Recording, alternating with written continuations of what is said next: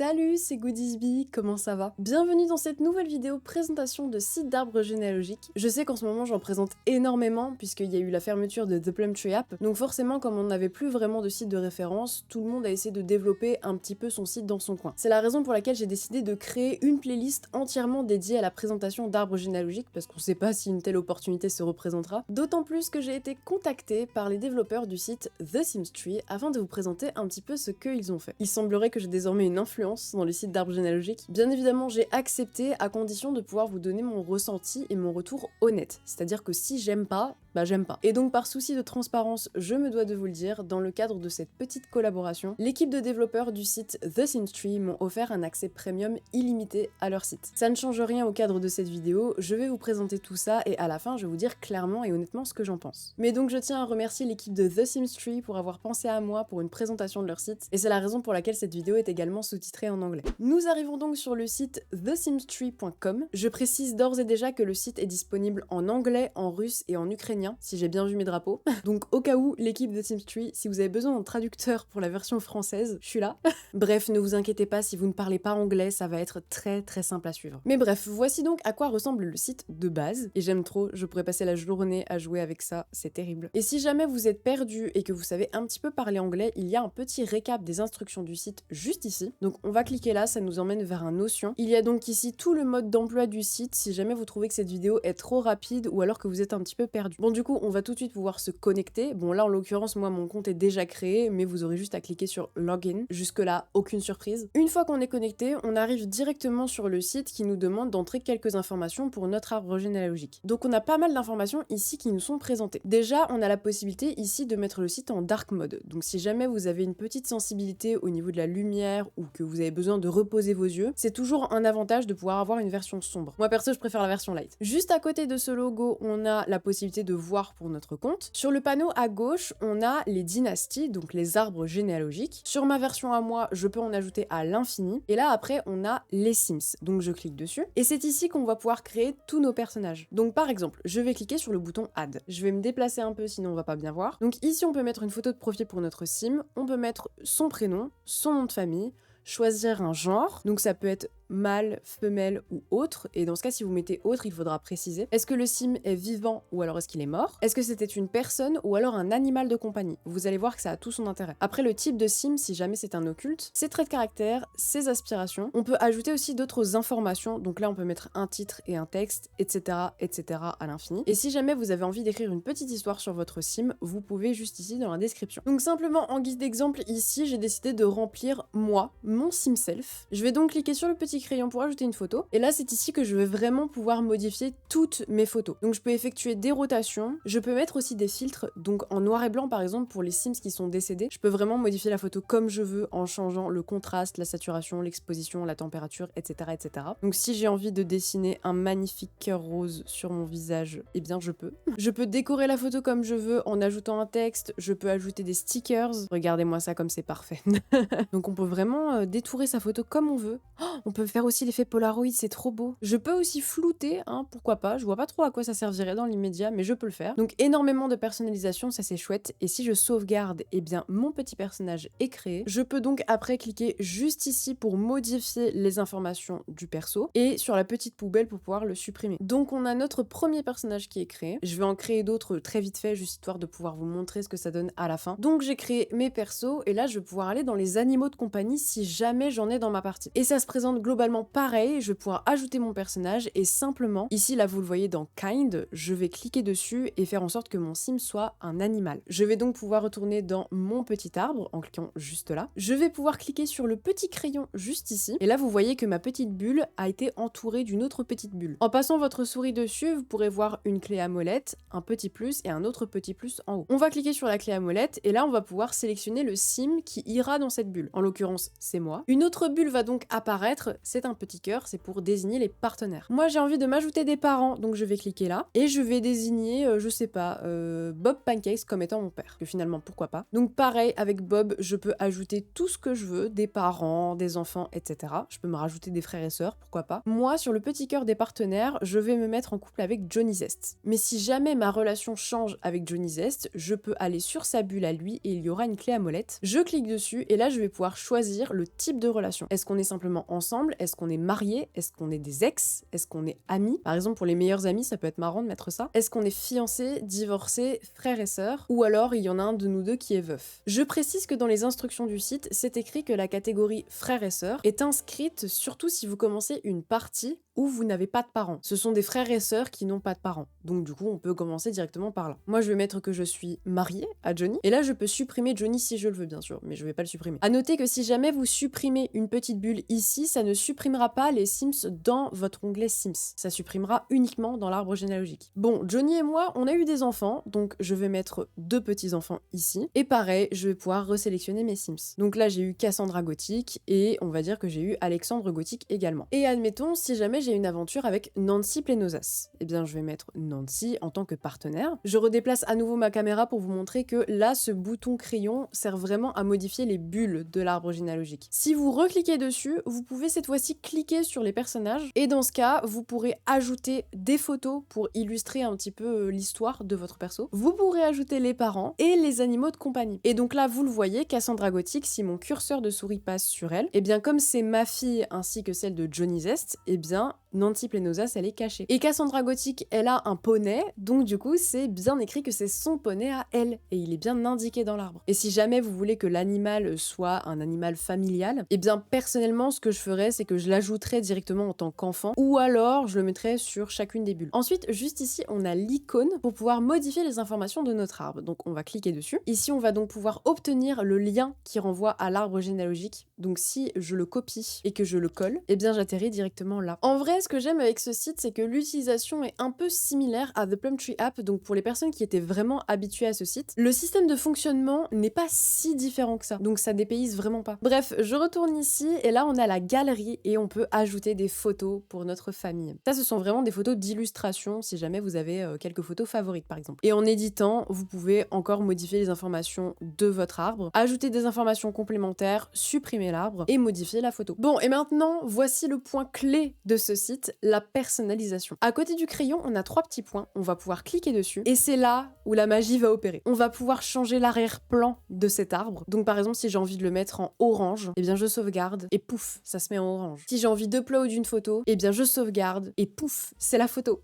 Et ça, je trouve ça tellement bien, c'est tellement personnalisable. Et dans ces paramètres, qu'est-ce qu'on peut faire? On peut également modifier la couleur des lignes, ici. On peut modifier la largeur, donc par exemple, je vais mettre 10. Le surlignage, j'ai envie de le mettre en bleu, et je vais mettre 10, pareil, en termes de grosseur. Le rond qui entoure les photos, je peux changer la couleur également. Ça va être très moche, mais c'est pour vous montrer. Je peux modifier la taille des avatars, donc là, si j'ai envie de mettre 200, par exemple, je vais mettre ça. La ligne autour des photos, je peux la modifier, je peux faire en sorte que ce soit une ligne toute simple, comme on voit ici, une ligne pointillée, une ligne avec plein de tirets, ou alors une ligne qui est double. Ici, on peut modifier la couleur de ligne d'héritage, à condition bien sûr que le paramètre soit bien activé. Je vais vous montrer comment ça marche, mais moi par exemple, je vais mettre ça en rose. On peut choisir d'afficher les animaux ou pas, de montrer le prénom ou pas, de montrer le nom de famille ou pas, de changer la couleur du nom de notre Sims, et montrer du coup si le Sim est vivant ou alors décédé. Donc ça, je le mets, et pareil, on peut changer la couleur. Voici donc à quoi ça ressemble. C'est très laid, hein, je vous l'ai dit, ça pique les yeux, mais c'est la preuve qu'on peut vraiment personnaliser son arbre absolument comme on le souhaite. Donc moi, je vous l'ai dit, ma ligne d'héritage, elle est en rose. Et si j'ai envie que ce soit Alexandre Gothic, l'héritier, et pas du tout Cassandra, je vais pouvoir retourner dans mon petit crayon, et là, j'aurai juste à cliquer sur Alexandre. Et si jamais Alexandre a des enfants, et ben je peux faire en sorte que ce soit le deuxième qui soit l'héritier. Donc il faut vraiment cliquer au milieu de la photo, et là, vous verrez que la ligne change. Avant qu'on continue et qu'on aille vraiment plus profondément dans le sujet, j'aimerais attirer votre attention vers une chose,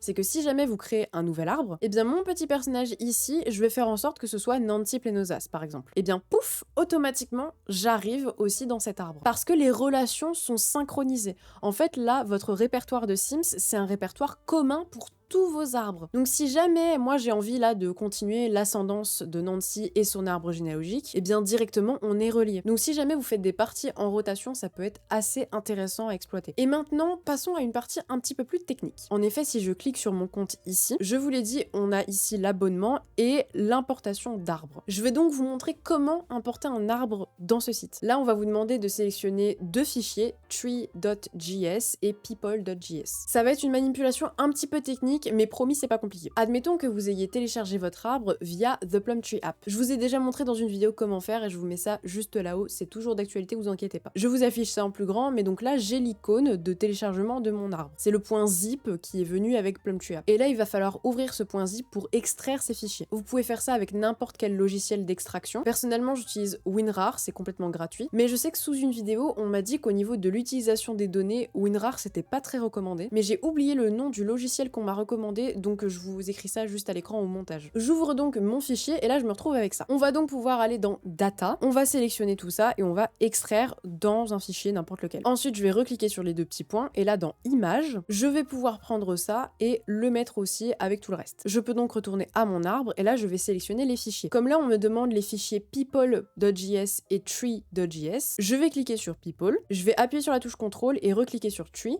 Et là, je vais pouvoir faire ouvrir. Ensuite, on clique sur Next. C'est en train de se upload, vous inquiétez pas, ça peut prendre un peu de temps. Et là, après, on va vous demander de mettre les icônes qui étaient de base présentes dans l'arbre. Donc pareil, je sélectionne le fichier. Et là, vous voyez le document avatar. On va cliquer dessus et on va tout prendre. On clique sur Ouvrir. Ça va s'importer, ça peut mettre plus ou moins de temps selon la taille de votre arbre. Et là, on va cliquer sur Submit. Et là, je vois que mon Legacy a été importé dans The Sims 3. Voilà, toutes les informations sont là, à part parents et animal de compagnie. Mais là, par exemple, vous voyez, j'avais un petit chien, et ben je vais pouvoir le mettre ici, au lieu de le mettre dans enfant. Mais sinon, toutes les autres informations ont été importées, que ce soit le type du Sims, les traits de caractère, les aspirations. Ça, ce sont des informations que j'ai écrites à la main, donc le décès de mon Sims, de quoi il est mort. Et ce qui est bien, c'est qu'ici, ça me met le nombre de générations, du coup. Bon, je vous l'accorde, mon arbre est très grand, mais je trouve très honnêtement que c'est plus lisible, moins évasif que The Plum Tree App. Honnêtement, en termes de visuel, en tout cas, c'est plus intéressant, je trouve. Maintenant que je vous ai montré tout ça et ce que le site est capable de proposer, il est quand même temps que je vous parle de son système d'abonnement, puisque je vous l'ai dit, il y a une version premium. Donc voici ce que le site propose en termes d'abonnement. Dans la version gratuite de The Sims 3, vous pouvez créer un arbre complet avec n'importe qui dedans, et autant de Sims que vous voulez, pas de restriction de personnages ou de génération. Vous pouvez choisir un arrière-plan parmi ceux qui sont proposés, vous avez un lien de partage par arbre, et vous avez la possibilité d'éditer la photo de vos personnages. Donc tout ce que je vous ai montré avec les dessins, etc. Et si jamais vous prenez la version premium du site, eh bien ça vous donne tout le reste. Donc la possibilité de créer autant d'arbres que vous le souhaitez, la possibilité d'importer votre arbre généalogique, de pouvoir customiser tout ce que vous voulez customiser, de mettre plein de photos, etc. comme je vous l'ai montré, d'importer votre arrière-plan, etc.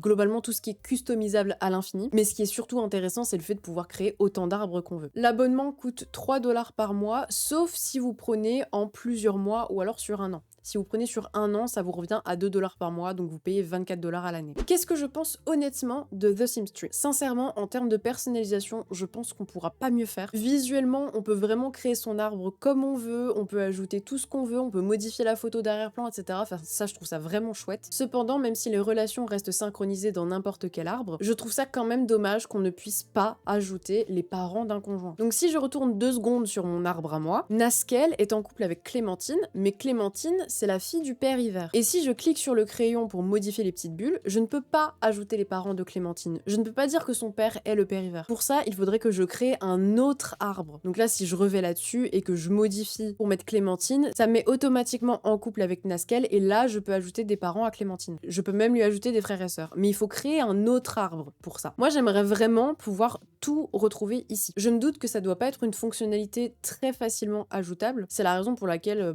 dans plein de sites, on le voit pas. C'est notamment le cas pour Plum Tree App. Mais j'aimerais quand même avoir cette possibilité. Et c'est pareil, j'estime que la relation frère et sœur est très intéressante si on a des frères et sœurs jumeaux. Perso, ça c'est quelque chose qui me manque cruellement dans les sites d'arbres généalogiques, c'est qu'on ne puisse pas directement indiquer que ces frères et sœurs là sont jumeaux. Donc ça me met qu'effectivement ils partagent une génétique. Bah si jamais Kim a une famille, je vais devoir créer un autre arbre. Je peux pas ajouter du coup les enfants de Kim. Donc ça j'avoue, c'est un petit peu dommage. À la rigueur pour les parents du conjoint je comprends, mais là on a vraiment une fonctionnalité super intéressante, mais c'est dommage qu'on puisse pas mettre le reste de la génétique en dessous. Le fait de pouvoir indiquer très clairement une ligne d'héritage est quelque chose d'absolument incroyable pour moi, parce que à chaque fois j'étais obligée de modifier les photos pour indiquer que un tel est l'héritier, etc. Là j'ai juste à suivre la ligne que j'ai indiquée et c'est bon. Ça c'est un excellent point aussi. En vrai le site est ultra facile à utiliser, faut pas avoir une énorme compréhension de l'anglais. Il y a beaucoup de paramètres, surtout en termes de modification et de customisation, mais c'est justement ce qui fait l'intérêt du site et qui fait que le site se détache des autres en fait. Et par rapport à l'abonnement, le seul site que moi je connais qui fasse des systèmes d'abonnement comme ça en parlant de Sims et d'arbres généalogiques, c'est Sims Legacy Hub. Je vous ai déjà fait une vidéo à ce sujet que je vous mets là-haut. Je vous le répète, n'allez pas sur Sims Legacy Hub. Déjà parce que Sims Legacy Hub est horriblement cher, que les accès sont très limités, enfin je veux dire tu payes 10 € par mois pour avoir 10 arbres max, et en plus les paiements ne sont pas du tout sécurisés sur le site. Donc conclusion, n'allez pas là-bas. Cependant ici, on n'a qu'une seule version premium qui nous permet d'avoir un nombre d'arbres illimité, qui nous permet de customiser ça absolument comme on le souhaite, et merci, les paiements sont bel et bien sécurisés. Vous inquiétez pas, j'ai essayé de regarder un petit peu, tout va bien, aucun souci de ce côté-là. Bonjour, j'ai fait ce tournage il y a quelques heures, mais finalement en y réfléchissant et en restant un petit peu sur le site pour travailler mon arbre, je me suis posée et j'ai réussi à faire une liste un peu plus claire de ce qui pourrait potentiellement être ajouté pour améliorer le site. Enfin en tout cas de mon point de vue. Donc tout ça est strictement personnel. Déjà je réitère ce point, le fait de pouvoir ajouter les parents du conjoint, histoire de tout avoir sur le même arbre généalogique, parce que j'avoue que je me vois pas créer un autre arbre juste pour ajouter une sœur ou un frère. Retravailler cette fameuse relation frère et sœur, vous savez, avec le petit cœur à côté. Donc ça effectivement je pense que ça peut être très intéressant pour les jumeaux, mais il faudrait le retravailler parce que dans ce cas, si j'ai un frère jumeau, eh bien je ne peux pas dire que mon frère a une famille derrière. Donc on a une partie de l'arbre qui saute un peu. Mais ça peut être super intéressant pour marquer les jumeaux, et moi c'est ce que j'attends d'un arbre généalogique sur les Sims,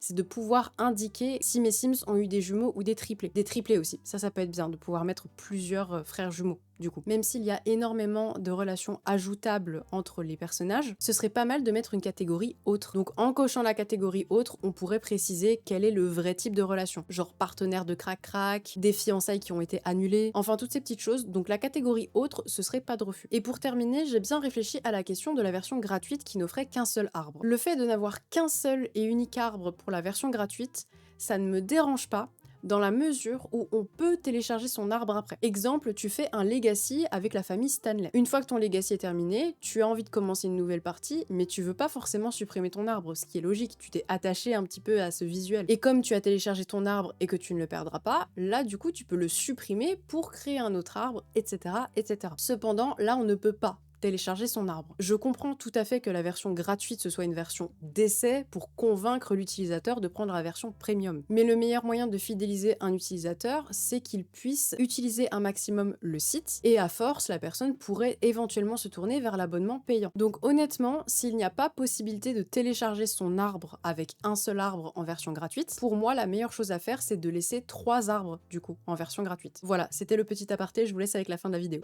Mais comme j'adore les arbres généalogiques, que j'adore faire des grosses histoires avec beaucoup de générations dans les Sims, bah honnêtement je trouve que le site est quand même vachement prometteur et visuellement je le trouve incroyable. Et en plus l'équipe de The Sims Tree attend des retours pour pouvoir ajouter d'autres fonctionnalités au site qui peuvent être intéressantes. C'est donc le moment si jamais vous avez des suggestions en commentaire. Et à part ça j'ai pas grand chose à dire de plus, il y a énormément de points positifs à ce site. En tout cas si vous investissez dans un abonnement, vous savez clairement où ça va. C'est pas comme Sims Legacy Hub où on se demande vraiment à quoi ça sert. Bon moi du coup ça fait 1h30 déjà que je suis en train de vous tourner cette vidéo. J'espère que le rendu final ne durera pas 60 ans. Dites-moi en commentaire qu'est-ce que vous pensez de The Sims Tree. Est-ce que ça vous intrigue? Est-ce que ça vous intéresserait de migrer là-bas? Encore une fois, si jamais vous avez des suggestions et des retours à faire aux développeurs, n'hésitez pas, les commentaires sont faits pour ça. Quant à moi, je vous donne rendez-vous très bientôt pour de nouvelles aventures et je vous souhaite de passer une excellente soirée. Des bisous!